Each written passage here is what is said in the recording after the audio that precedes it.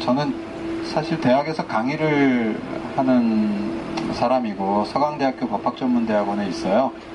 제 전공은 이제 법학 중에서도 형법, 그러니까 뭐 수사권, 기소권 이런 게 사실 제 전공이죠. 우선 특별법 얘기부터 조금 말씀을 좀 드릴게요.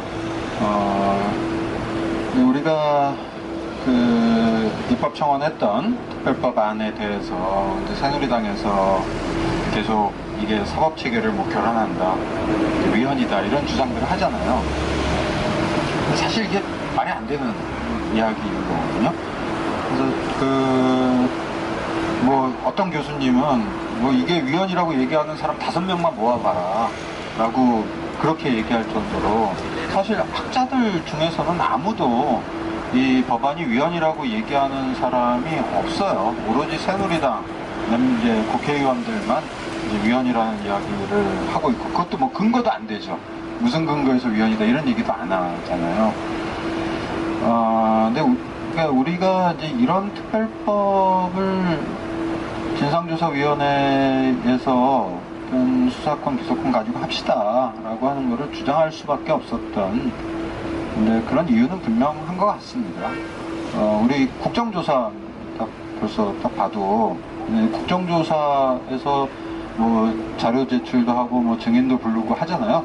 근데 사실 국정조사라는 게 가장 어떻게 보면 이제 국회에서 하는 거고 가장 권위 있는 그런 어떤 조사인데, 뭐 정부에서 자료 제출 제대로 하지 않고 뭐 부실한 자료 제출하고 뭐 자료 제출 거부해도 사실 강제할 방법이 없어요. 그러니까 이제 국정조사에서 뭐 하나 제대로 밝혀지는 게 지금까지 사실 아무것도 없었죠. 뭐 무슨 사건이 있을 때마다 국정조사 한다고 했지만 제대로 밝혀진 거 없고, 자료 제출 안 해도 강제할 방법도 없고, 뭐 우리가 이제 그동안에 이제 그래서 할 수 있었던 사실 최대한의 방법이라고 했던 게 이제 특별검사라는 거잖아요. 우선 옛날에 우리 김대중 대통령 때 이제 온로비 사건에서부터 이제 시작을 해가지고 그동안 제 기억에는 한 12번 정도 특별검사 제도가 있었던 것 같아요. 근데 이 특별검사 제도도 사실 한계가 분명히 있습니다. 거기서 뭐 어떤 그 사건의 진실을 밝혀내는 것도 제대로 되지 못했던 게 지금까지 현실이었죠. 근데 그 한계는 제가 볼 때는 뭐 그런 게 있었던 것 같아요. 이게 특별검사라고 하는 거는 또 수사만 한단 말이에요. 그러니까 우리가 사실 진실규명이라고 하는 거는 꼭 수사라고 해서 뭐 범죄 혐의만을 전제로 해서 이야기하는 건 아니잖아요. 그러니까 뭐 예를 들어서 왜 그 세월호에 왜 과적을 할 수밖에 없었는지.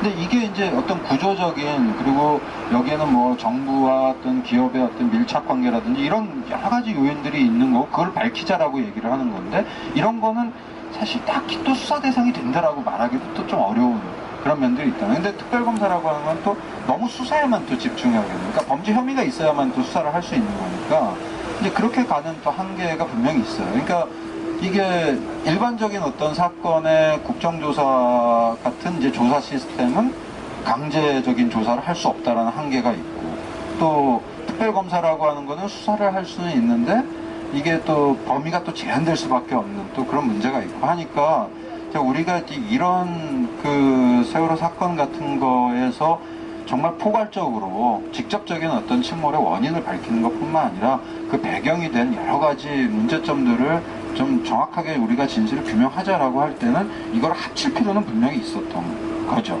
그래서 진상조사위원회 만들고 그 안에 특별검사가 들어오는 구조로 해서 이렇게 우리가 제대로 진실을 규명해보자라고 하는 그런 요구를 했던 거잖아요. 근데 여기에 대해서 뭐 이게 사법체계로 교란한다, 뭐 위헌이다라고 하는 주장을 하는데, 사실 위헌이라고 볼 수 있는 근거는 하나도 없습니다. 사법체계를 교란하는 것도 말이 안 되는 게, 왜냐면 뭐 수사권, 기소권이라고 하는 것을 헌법이 누구한테 줘야 된다라고 하는 거를 규정한 것이 아무것도 없어요. 그러면 우리가 어떤 사건에 대해서 누구한테 이 진실규명 과제를 맡길 거냐라고 하는 것은 사회적인 논의를 통해서 어떤 법을 통해서 그걸 제도화시켜 나가면 우리가 충분히 만들 수 있는 내용이거든요. 과거에 이제 이와 같은 뭐 전례가 없다라는 이야기를 하지만 전례가 없기 때문에 우리가 지금껏 뭐 이런 비슷한 참사들을 굉장히 많이 겪었지만 한 번도 제대로 진실을 규명하지 못했던 거잖아요. 그러니까 제대로 한번 우리가 특별법 만들어서 해보자 라고 얘기를 하는 거고, 민간인에게 이 수사권을 주는 게 말이 안 된다 라고 얘기하는데, 민간인한테 주자는 게 아니잖아요. 그죠? 우리가 그 진상규명위원회, 뭐 명칭이 어떻게 될건 하여튼 진상규명위원회가 만들어진다라고 하면 그 위원회는 국가기구입니다. 공적기구로 만드는 거예요. 그래서 국가의 예산을 쓰는 거고, 거기에 참여하는 뭐 위원이나 조사관들은 다 이게 공무원의 지위를 가지고서 참여를 하는 기구를 만드는 거거든요. 그러니까 민간인한테 수사권을 준다, 말이 안 되는 이야기인 거죠. 그리고 또 뭐 이런 논리도 얘기를 하더라고요. 이게 피해자가 뭐 수사권, 기소권 가지고 피해자가 직접 수사, 기소하는 게 이게 문명사회에서 뭐 있을 수 있는 얘기냐, 뭐 이런 얘기를 하는데요. 우리 뭐 가족분들, 뭐 여기 어머니, 아버지 분들이 직접 뭐 수사하겠다라고 얘기한 적 없잖아요. 그러니까 사실 그건 뭐 전제 자체가 틀린 거죠.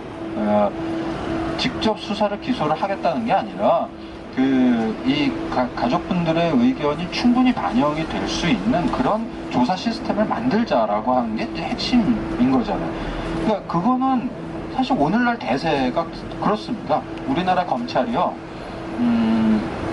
늘 하는 얘기가 있어요. 우리는 피해자들을 대변해서 수사하고 기소하는 거죠. 이런 얘기를 검찰에서 맨날 합니다. 그게 마찬가지잖아요. 그러니까 검찰이라고 하는 조직이 있고, 그 검찰에서 수사 기소를 하는 게 일반적인 사건의 어떤 그 피해자들의 이익을 검찰이 충분히 반영해서 하겠다. 물론 그렇게 잘 못하죠. 잘 못하고 있지만 맨날 그런 식으로 이제 검찰이 홍보를 한단 말이에요. 근데 마찬가지로 검찰이 못하면 우리가 특별검사, 뭐 진상조사위원회에서 직접 수사를 하게 하면서 거기에 이제 피해자들의 의견이 충분히 반영될 수 있도록 하자라고 하는 거는, 이건 뭐 오늘날의 어떤 정의라고 하는 거에 비추어보면 당연한 이야기인 거예요. 근데 그거를 마치 뭐 문명사회에서는 이게 뭐 피해자가 수사 기소권을 가지는 게 말이 안 된다라고 하는 식으로 이야기를 하는 거, 법적으로 봐서는 뭐 당연히 말도 안 되는 얘기죠. 오히려 뭐 이 청와대도 조사해야 된다라고 얘기를 하는데, 오히려 대통령이 뭐 자기 입맛에 맞는 특별검사 임명해서 하겠다, 이게 오히려 가해자가 수사할 사람을 고르는 꼴이 되어버리는 거잖아요. 이게 더 문명사회에서는 말도 안 되는 이야기인 거죠. 그러니까 이런 사실 저는 법학자로서는 굉장히 사실 답답합니다. 그러니까 정말 새누리당에서 하는 수많은 이야기들, 특별법에 반대하면서 하는 수많은 이야기들이 법적으로는 하나도 근거가 없는 그런 이야기들을 하고 있는 건데, 여기에 대해서 이게 또 많은 국민들이 또 이게 어려운 용어들을 또 쓰다 보니까 이게 뭐 그런가 보다 또 이렇게 좀 넘어갈 수 있는 이제 그런 좀 우려들도 상당히 있어요. 그래서 정말 이 상황에서는 좀 전문가들이나 법학자들이나 이런 사람들이 이제 굉장히 이런 법적인 논리에 대해서 이제 계속 좀 말도 안 되는 얘기다라고 하는 비판을 좀 더 적극적으로 좀 해야 된다라고 생각하고, 또 뭐 저를 비롯한 좀 많은 교수님들이 또 그런 작업들을 좀 많이 하고 계세요. 그래서 저는 어쨌든 우리가 중요한 과제는 이 성역 없는 진실규명을 할 수 있는 시스템을 만들자라고 하는 거고, 그러니까 그렇게 하기 위해서 우리가 제안하고 있는 내용은 진상규명위원회 안에다가 특별검사 시스템을 둬서 거기서 이제 수사권, 기소권을 가지고 제대로 조사할 수 있게 하자라고 하는 이유. 이거는 제가 느끼는 한에서는, 그러니까 정말 우리가 이 사건을 계기로 해서 정말 거듭나기 위해서, 우리 한국 사회가, 대한민국이 정말 거듭나기 위해서는 이거는 반드시 필요한, 이건 정말 정의를 세우는 작업이다라고 하는 그런 관점에서 우리가 이 문제를 좀 바라보고 이야기를 할 필요가 있다라고 생각을 합니다.